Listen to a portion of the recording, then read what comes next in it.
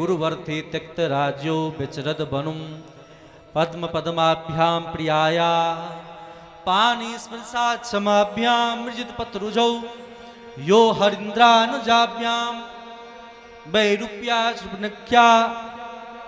यहाँ एक श्लोक में पूरी राम कथा को गा दिया है भगवान सुखदेव ने। क्यों? बोले इतना समय ही कम है कि रामचरित में अगर प्रवेश कर जाऊं तो समुद्र में मैं डूब जाऊं। तो गुरुवर थे, ऐसे गुरु के कृपा से पुत्र रूप में जन्म लिया। चारों भाइयों का नामकरण संस्कार हुआ, राम भरत लक्ष्मण और शत्रुघ्न। नेक भरे हुए तो गुरु गृह पढ़न गयो रघुराई, अल्पकाल विद्या सब आई। भगवान को पढ़ने की आवश्यकता नहीं है, लेकिन भगवान पढ़े, गुरु बनाया और पढ़ करके आ गए। पुनः गुरुवर थे अर्थात विश्वामित्र जी आ गए और लेकर के कहाँ चले गए? बोले मिथिला लेकर के चले गए।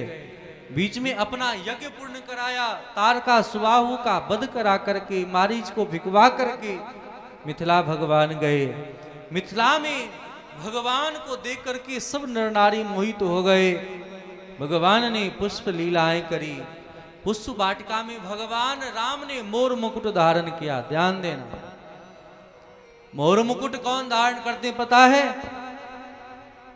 मोर मुकुट हमारे श्याम सुंदर ही धारण नहीं करते, अभी तो भगवान राम भी धारण करते हैं। रामचरितमानस उल्टाओ और खोल करके पढ़ना, फुलवारी लीला, वहां लिखा है मोर पंख सिर सोहत नीके। भगवान राम जब पुष्प बगीचे में प्रवेश करते हैं, गुरुदेव के लिए फूल लावे के ताई गए तो सज धज करके गए हैं, मोर मुकुट लगा करके गए। लक्ष्मण जी ने सजाया है। तो मोर पंख सिर सोहत नीके,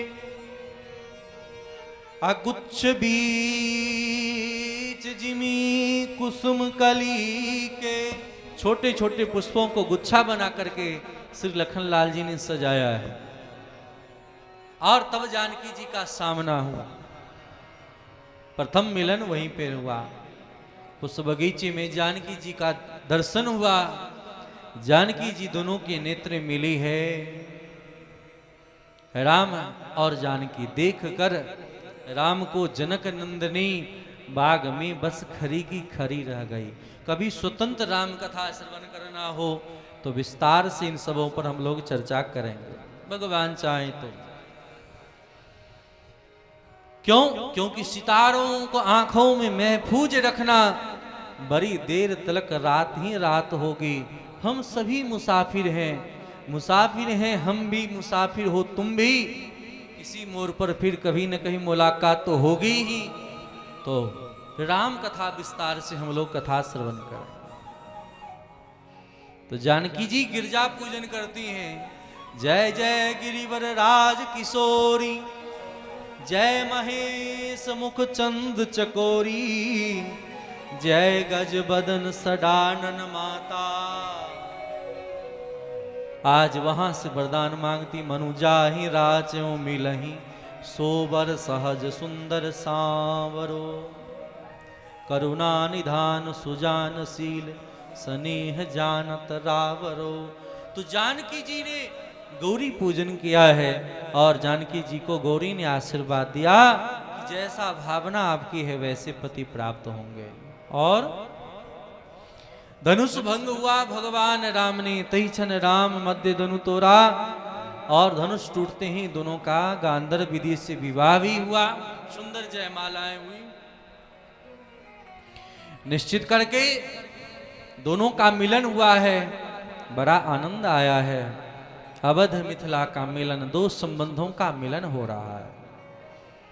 अब अपने हृदय में ही हम अवध और मिथिला को मान करके दोनों का संक्षिप्त परिचय देखें।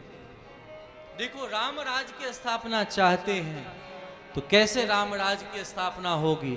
तो चारों भाइयों का ब्याह करा दिया जाए। चार द्वार हैं, सबके अंतिम वाले द्वार पर भगवान राम और जानकी जी विराजमान हैं। सबसे अंतिम द्वार पर कौन है? सबसे छोटे भाई। सबसे छोटे भाई का नाम क्या है? सबसे छोटे भाई का नाम क्या है? शत्रुघ्न जी महाराज। और शत्रुघ्न किसे कहते हैं पता है? रामायण में परिचय दिया है, जाके सुमीरन तेरी पुनासा, नाम शत्रुघ्न वेद प्रकाशा। जिनके स्मरण करने मात्र से शत्रु नष्ट हो जाते उसे शत्रु कहते हैं, शत्रुघ्न कहते हैं। तो शत्रुघ्न कि शत्रु कौन थे? बोले मंथरा। बोले यह भीतर जो शरीर में काम क्रोध मद मोह लोभ ये शत्रु है ना, यह दिखता नहीं है। बाहर के दुश्मन दिख जाता है लेकिन घर का दुश्मन दिखता है? पवन जी, घर का दुश्मन कभी नहीं दिखता है। राम दरबार में रहने वाले मंथरा जल्दी नहीं दिख रहा है। दुनिया भर के लोग प्रशंसा कर रहे हैं लेकिन एक मंथरा ने घर में काम बिगाड़ दिया। जो राम राज गद्दी पर बैठने वाले थे वन को जाना पड़ा। तो लक्ष्मण श्री शत्रुघ्न जी महाराज का ब्याह करा दो। किनके साथ? शत्रुघ्न जी का ब्याह किसके साथ हुआ? बोले श्रुत कीरति के साथ। और श्रुत कीरति का मतलब क्या होता है? जिनकी कीर्ति महान है। कीर्ति किनकी महान है? शास्त्रों की, भगवान की। किनकी चर्चा करते हैं? बोले भगवान की। सताम प्रसंगान मंबिर संविदो भवंत हृत गण रसायना कथा तज्जोषणा दास पवर्ग वर्तमनी सरधारती भक्ति अनुक्रमिष्यति। ध्यान देना, जब सुंदर लीला कथा आप सुनोगे तो भीतर से विकार नष्ट हो जाएगा, काम खत्म हो जाएगा, क्रोध खत्म हो जाएगा, लोभ खत्म हो जाएगा। आपने बड़े बड़े क्रोधी को, लोभी को, मोही को, अरे बड़े बड़े राक्षसों को, बड़े बड़े चोरों को आपने कथा सुनकर बदलते देखा है कि नहीं? उंगली माल डाकू जो सबको मार करके गले में पहना करता था, महात्मा बुद्ध को रोका गया कि मत जाओ, मार डालेगा। महात्मा बुद्ध बढ़ते गए। उंगली माल ने क्या कहा? अरे ठहरो, ठहर जा। महात्मा बुद्ध ने कहा मैं तो ठहर गया, तू कब ठहरेगा? मैं तो ठहर गया, तुम कब ठहरोगे? क्या सिर्फ तूने मारना ही सीखा है? कभी जिलाने का प्रयास किया? जो उंगली माल डाकू आज तक किसी की बात नहीं माना था, महात्मा के बुद्ध के वचनों को सुन करके ठहर गए। जो मरा मरा कहने से जो रत्नाकर नाम के डाकू वह भी वाल्मीकि बन गया कि नहीं बन गया? कहने का भाव है यह कथा क्या कर सकता है ये मैंने रखता है। यह कथा आपके जीवन को बदल देगा। इसीलिए भक्त लोग कहते क्या हैं? हरि कथा सुनाने वाले,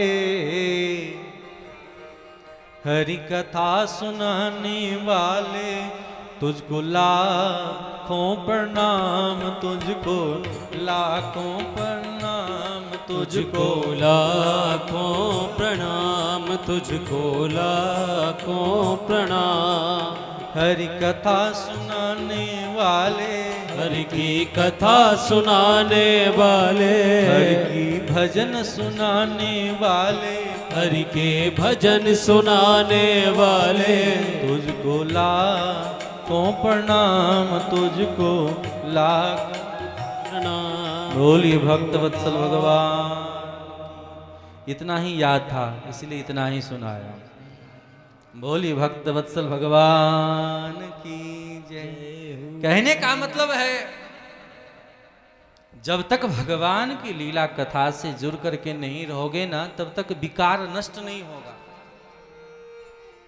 इसलिए विकार को नष्ट करना है तो क्या करो?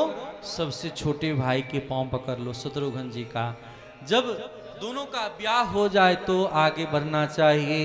बोलिए श्री शत्रुघ्न जी महाराज की जय हो। श्री श्रुतकीरति महारानी की जय हो। तो सोचना कि एक द्वार को हमने पार कर लिया, जागृत धाम के पहले गेट को पार कर लिया।